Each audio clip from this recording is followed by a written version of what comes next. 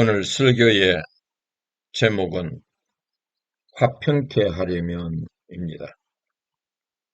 본문의 말씀은 로마서 5장 1절에서 2절에 있는 말씀입니다.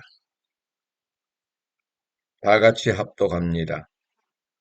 그러므로 우리가 믿음으로 의롭다 하심을 받았으니 우리 주 예수 그리스도로 말미암아 하나님과 화평을 누리자. 또한 그로 말미암아 우리가 믿음으로 서 있는 이 은혜에 들어감을 얻었으며 하나님의 영광을 바라고 즐거워하느니라. 아멘. 여러분들에게 소망이 있다면 어떤 것이 있습니까? 각자 바라는 소망이 다 있을 것입니다. 어떤 분은 풍부한 재물, 어떤 분들은 건강, 어떤 분들은 명성, 또 어떤 분들은 남은 생애를 어떻게 하면 하나님과 사람들과 화평을 누릴까? 이렇게 각자에게는 다른 소망들이 있을 것입니다. 오늘은 이런 문제들을 살펴보기 전에 내 걸어온 삶을 통해서 이러한 문제에 접근해 보고자 합니다. 나의 과거를 되돌아보면 남들과 동일한 소망에 관심을 두고 열심히 살았던 것 같습니다. 우선 돈을 많이 벌여야 하겠기에 상품을 개발하여 특허를 획득하고 독점 품목을 생산해서 물건을 팔아 넉넉한 재물을 얻었고 노년에 이르러서도 미래의 의식주 문제로 걱정할 필요가 없다면 재물에 복은 받은 것입니다. 명성도 있어야 하겠기에 고등학교 때부터 주경야독을 하며 열심히 공부를 했습니다. 그 덕분에 후일 미국으로 유학 올 수 있는 기회도 주어졌고 미국 와서 바라던 학위도 취득했으니 이 또한 명성은 얻은 것입니다. 건강은 좋아야 했는데 그렇지를 못했습니다. 30대 초반에 나타난 B형 간염이 만성간염, 간경화, 간암으로 발전하는 과정에서 힘든 부분이 많이 있었습니다. 60대 후반 미국에서 간이식 수술을 받은 후 건강이 회복되었으니 결과적으로 보면 건강의 축복도 받은 것입니다. 그리고 오늘에 이르러 살아온 삶을 되돌아보면 어느 하나도 쉬운 길은 없었던 것 같습니다. 메마른 사막을 힘들게 지나면 협곡을 만나야 하고 협곡을 건너다 절벽에 떨어져 가쁜 숨을 몰아쉬기도 했습니다. 가끔은 맹수와 살쾡이들을 만나면 피 터지는 싸움도 했습니다. 어떤 때는 가시밭길을 걸어야 하는가 하면 가끔은 평지도 걸었습니다. 이런 삶이 인생사의 전부라면 지나온 과정이 너무 힘들고 슬펐다고 할 수 있습니다. 저도 생각해 보면 다른 사람들처럼 만져줘야 하고 보여줘야 하는 것들을 향해 달리고 또 달려왔던 것 같습니다. 노령이 가까워왔어야 내 인생 결산해 보니 하나님의 손길이 내 삶의 발걸음마다 함께한 흔적이 그대로 새겨져 있었습니다. 사업할 때는 아이디어를 주신 분이 하나님이셨고, 공부할 때는 총명한 지혜를 주신 분이 하나님이셨습니다. 내가 힘들어 바닥에서 나뒹굴 때는 교만을 꺾어 겸손하게 하시려고 훈련시키는 과정이었습니다. 30여 년 병으로 고생하게 한 것도 하나님의 자녀로 다듬어가는 과정이었습니다. 훗날 젊은 사람의 간을 이식받게 한 것도 하나님의 때가 되어서 허락된 것이라 생각됩니다. 내 인생 하나님께 날마다 감사할 따름입니다. 이제 남은 생에는 하나님이 나의 전부요. 하나님 없이는 한시도 못 살아갈 것 같습니다. 날마다 하나님과 함께하는 삶이야말로 화평한 삶입니다. 여러분들의 삶은 어떻습니까? 오늘은 어떻게 신앙생활을 해야 하나님과 화평하고 사람들과 화평할 수 있을까? 여기에 대해 생각해 보도록 하겠습니다. 화평은 관계로부터 출발합니다. 서로 관계가 좋지 않으면 서먹서먹하여 만나기가 쉽지 않습니다. 서로에게는 관계가 좋아야 자주 만나고 서로의 우정도 두터워지고 서로 간에 믿음도 생기고 상대방도 신뢰하게 됩니다.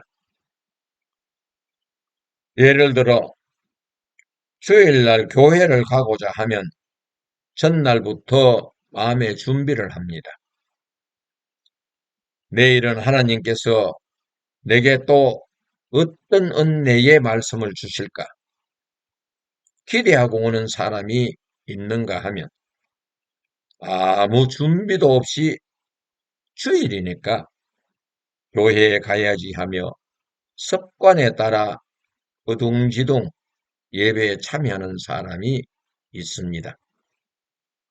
어떤 사람이 은혜를 더 많이 받을 것 같습니까? 여러분, 하나님과 화평하려면 예배뿐만 아니라 성경 공부, 구역 모임, 평소에 기도 생활을 잘 하는 사람이 하나님과 화평할 수 있습니다.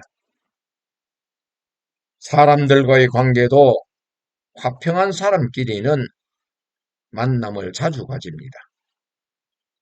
만나면 기분이 좋아지는 사람이 있습니다. 반대로 만나고 나면 더 이상 만나고 싶지 않는 사람도 있습니다. 무엇이 문제입니까? 이미 관계가 깨어졌기 때문입니다. 오늘은 이러한 문제를 어떻게 해야 관계가 좋아질 것인가 생각해 봅시다. 첫째로, 하나님과 화평하려면 어떻게 해야 하는가? 오늘 본문 로마서 5장 1절에 보면 그러므로 우리가 믿음으로 의롭다 하심을 받았으니 우리 주 예수 그리스도로 말미암아 하나님과 화평을 누리자라고 합니다. 이 말씀은 우리가 이미 예수 그리스도를 믿음으로 말미암아 의롭다 하심을 받았습니다. 그리고 하나님과 깨어진 화평을 예수님의 십자가와 부활을 통하여 하나님과 다시 화평하는 길을 열어놓았습니다. 따라서 구원받은 성도라면 하나님과 날마다 화평해야 합니다. 화평하게 하는 방법으로는 먼저 죄와 멀어져야 하고 죄를 짓지 말아야 합니다. 죄는 하나님과 화평을 단절하게 합니다. 만약 부지중에 죄를 범했다면 빨리 회개를 하고 스스로 하나님께 돌아와야 합니다. 이사야서 55장 7절에서 악인은 그 길을 불의한 자는 그의 생각을 버리고 여호와께로 돌아오라. 그리하면 그가 긍휼히 여기시리라. 우리 하나님께로 돌아오라. 그가 너그럽게 용서하시리라고 합니다. 이 말씀에서 하나님께서는 회개하고 돌아오는 자를 긍휼히 여기시고 너그럽게 용서하시겠다고 하십니다. 그 용서는 죄를 다시 묻지 않겠다는 말씀입니다. 누가복음 15장 11절에서 24절에 보면 탕자의 이야기가 나옵니다. 어떤 사람에게 두 아들이 있었습니다. 둘째 아들이 아버지의 재산 중 자기에게 돌아올 분깃을 미리 나누어 달라고 합니다. 아들은 분깃을 받아가지고 백지로 나가 허랑방탕한 생활을 하며 다 탕진해 버렸습니다. 그런데 그 나라가 흉년이 들어 먹을 것이 없자 어떤 가정에 붙어 살면서 돼지 치는 일을 했는데 돼지가 먹는 지엄 열매로 배를 채우고자 해도 형편이 허락지 않았다고 했습니다. 오늘날 언어로 말하면 둘째 아들은 쫄딱 망한 것입니다. 망하고 나서야 장자는 아버지 집을 생각하게 되었고 아버지 집에는 먹을 양식이 풍족한 일꾼이 얼마나 많은가. 나는 여기서 줄여 죽는구나 하면서 스스로 회개하면서 내가 아버지께 돌아가 하늘과 아버지께 죄를 지었으니 아들로 받아주지 마시고 품꾼으로 받아달라고 해야 하겠다는 그런 이야기입니다. 여기에서 관심이 가는 내용은 누구나 탕자처럼 죄를 지을 가능성이 우리 모두에게 있다는 것입니다. 가까이 있는 성도의 모습에서 잘못을 발견하면 나도 저런 잘못을 할 수 있겠다 하면서 자신을 돌아볼 줄 알아야 합니다. 상대의 허물은 덮어주는 사람이 되시기를 바랍니다. 이런 모습은 하나님과 화평하는 것일 뿐만 아니라 사람과도 화평할 수 있습니다. 그렇지 않고 상대의 허물을 들춰내고 돌아다니며 나팔 불고 다닌다면 하나님과도 관계가 멀어지고 사람과도 불화관계로 발전하게 됩니다. 사람들은 대개 남의 허물은 잘 발견하는데 자기의 허물은 발견하지 못하는 경우가 많습니다. 마태복음 7장 5절에 보면 허물과 관련하여 기록한 말씀이 있습니다. 외식하는 자여 먼저 내 눈 속에 들보를 빼어라. 그 후에야 밝히 보고 형제의 눈 속에서 티를 빼리라. 마태복음 7장 5절에 있는 말씀입니다. 타인의 허물을 덮어주는 여러분들이 되시기를 바랍니다. 그리고 죄를 지은 탕자의 다음 행동은 스스로 자신의 죄를 회개하고 아버지께 돌아갔습니다. 이것이 중요합니다. 탕자가 아버지께로 돌아오니 아버지는 아들의 목을 안고 입을 맞춥니다. 그리고 좋은 옷으로 갈아입히고 반지를 끼우고 새 신발을 신게 하므로 아들의 신분이 다시 회복되었습니다. 아버지는 아들이 돌아온 것만으로도 고마워서 그동안의 죄를 묻지 않았습니다. 하나님 아버지와 화평을 원하십니까? 하나님께로 속히 돌아오십시오. 망설이지 마시고 지금 곧장 돌아오시면 됩니다. 아멘입니까? 둘째는 사람과의 화평에 대해 말씀드리겠습니다. 사람들과 화평의 문제도 관계에서 찾아야 합니다. 여러 사항들이 있지만 중요한 두 개만 말씀드리겠습니다. 첫째는 대적하지 말라는 것입니다. 사람들을 만나다 보면 의견이 맞지 않아 다투는 일도 있을 때가 있고, 믿었던 사람으로부터 배신당할 때도 있고, 인격적으로 무시받을 때도 있습니다. 그럴 때마다 따지게 되면 싸움으로 발전합니다. 싸우게 되면 이미 화평은 깨어지고 맙니다. 상대방과 의견이 다르고 원수 같은 생각이 들 때는 침묵하시고 그 사건 자체를 하나님께 맡기십시오. 로마서 12장 19절에는 내 사랑하는 자들아 너희가 친히 원수 갚지 말고 하나님의 진노하심에 맡기라.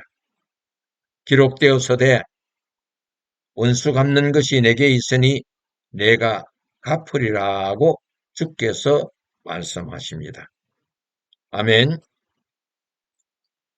가까이 지내는 자가 원수같이 변해서 다가올 때는 그 사람의 마음이 처음부터 나빠서가 아니라 사탄이 그 사람 속에 들어가 역사하기 때문입니다.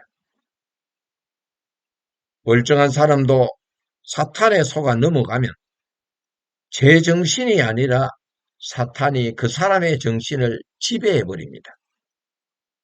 그런데도 본인은 사탄의 속은 줄을 전혀 눈치채지 못합니다. 참 어리석은 것이죠. 하나님께서는 깨어 있어라 하는 것입니다. 예수님께서는 사탄에 대해 이렇게 말씀하십니다. 요한복음 8장 44절에서 사탄이 하는 일은 처음부터 살인한 자요. 진리가 그 속에 없으므로 진리에 서지 못하고 거짓을 말할 때마다 제 것으로 말하느니 이는 그가 거짓말쟁이요 거짓의 아비가 되었음이라고 했습니다. 그래서 하나님께서는 사탄의 가면을 쓰고 있는 사람에게 대적하지 말라는 것입니다. 사탄은 하나님께서 다스릴 테니까요. 만약 여러분들을 괴롭게 하는 상대가 있다면 사탄에 사로잡힌 사람이라고 보시고 측은한 마음을 가지시고 불쌍히 여기시기를 바랍니다. 그리고 빨리 사탄으로부터 해방될 수 있기를 기도하시기 바랍니다. 두 번째는 사랑하는 것입니다. 예수님께서는 세 계명을 너희에게 주노니 서로 사랑하라. 내가 너희를 사랑한 것 같이 너희도 사랑하라. 너희가 서로 사랑하면 이로써 모든 사람이 너희가 내 제자인 줄 알리라. 요한복음 13장 34절에서 35절에 있는 말씀입니다. 여러분, 기독교인과 비기독교인의 차이가 어디에 있다고 생각하십니까? 신앙을 갖는 것과 가지지 않는 것. 예, 맞습니다. 내가 여러분들에게 질문하는 핵심은 대인관계에서 기독교인의 자세와 비기독교인의 자세는 달라야 한다는 것입니다. 비기독교인은 모든 말과 행동에 있어서 자기 마음대로 합니다. 어디에도 통제를 받지 않습니다. 자신의 감정에 따라 움직입니다. 그러다 보니 사람들에게 실수도 많이 하고 상처도 많이 줍니다. 자신이 주인이자 왕이기 때문에 누구의 간섭도 받으려고도 하지 않습니다. 그런가 하면 기독교인은 간섭과 통제를 받습니다. 어디냐? 하나님의 말씀과 성령님의 인도하심입니다. 예수님은 우리에게 새 계명을 주시면서 그것을 지켜야 내 제자가 된다고 했습니다. 새 계명은 서로 사랑하라입니다. 그 사랑의 넓이와 깊이는 내가 너희를 사랑한 것처럼입니다. 예수님의 그 사랑은 우리를 사랑하사 자신의 목숨까지 내놓으셨습니다. 십자가에 달리사 불과 피를 쏟았습니다. 갖은 모욕과 비난과 야유를 들었습니다. 심지어 사람들에게 침뱉음의 수모를 당하고 매를 맞기까지 했습니다. 그것이 예수님이 우리에게 보여주신 사랑의 깊이입니다. 이 사랑이 인류를 죄로부터 구원하신 주님의 사랑입니다. 예수님께서 말씀하신 내가 너희를 사랑한 것처럼 이웃을 사랑하라고 합니다. 우리는 지금 주님 사랑 안에 거하고 있습니다. 그렇다면 예수님처럼 사람들을 사랑해야 할 명령이 주어져 있습니다. 왜냐하면 예수님의 제자이기 때문입니다. 한 영혼을 구원하기 위해 모욕과 비난과 야유를 들을지라도 나는 십자가에 못 박히고 나를 괴롭히는 원수는 하나님의 사랑으로 구원하라고 합니다. 예수님께서는 이렇게 말씀하십니다. 너희가 너희를 사랑하는 자를 사랑하면 무슨 상이 있으리요? 세리도 이같이 아니하느냐. 마태복음 5장 46절에 있는 말씀입니다. 이 말씀은 비그리스도인과는 삶의 행동에서나 말에 있어서 달라야 함을 강조하고 있습니다. 사랑은 참 어렵습니다. 더군다나 내가 너희를 사랑한 것처럼의 단계까지 이르기까지는 저 역시 사람들로부터 비난과 숙모를 당할 때는 그 사람이 밉습니다. 보기도 싫습니다. 어떤 때는 그 사람의 이름조차 떠올리기 싫습니다. 다시는 만나고 싶지가 않습니다. 왜 내가 이렇게 당하고만 있어야 하나 하는 생각이 들 때도 있습니다. 그 사람을 위해 기도하다가 보면 성령님께서 일러주십니다. 사탄에 속아서 사탄으로부터 조정당하고 있는 것이다. 너가 참아라. 내가 다스리리라 하십니다. 모든 것은 하나님께 맡기고 나를 괴롭히는 사람이 속히 사탄의 술수에서 빠져나와 예전의 착한 모습으로 돌아와 달라고 기도하게 됩니다. 말씀을 정리하고자 합니다. 화평은 돈과 명예에 있는 것이 아닙니다. 관계에 있습니다. 친구도 가족도 이웃도 다 관계가 어떠하느냐에 따라 결정이 납니다. 좋은 관계로 발전하고자 한다면 예수님께서 실천하신 내가 너희를 사랑한 것처럼 이웃을 내 몸과 같이 사랑하라는 것입니다. 그리고 하나님과의 화평도 이미 예수 그리스도를 통하여 믿음으로 의롭다 하심을 얻었으니 화평을 지속하게 이루어 나가야 합니다. 그러기 위해서는 죄를 범하지 말고 하나님으로 인하여 만족하고 하나님으로 인하여 날마다 즐거운 삶을 사시기를 바랍니다. 하박국 선지자는 이렇게 고백합니다. 나는 여호와로 말미암아 즐거워하며 나의 구원의 하나님으로 말미암아 기뻐하리로다. 하박국 3장 18절에 있는 말씀입니다.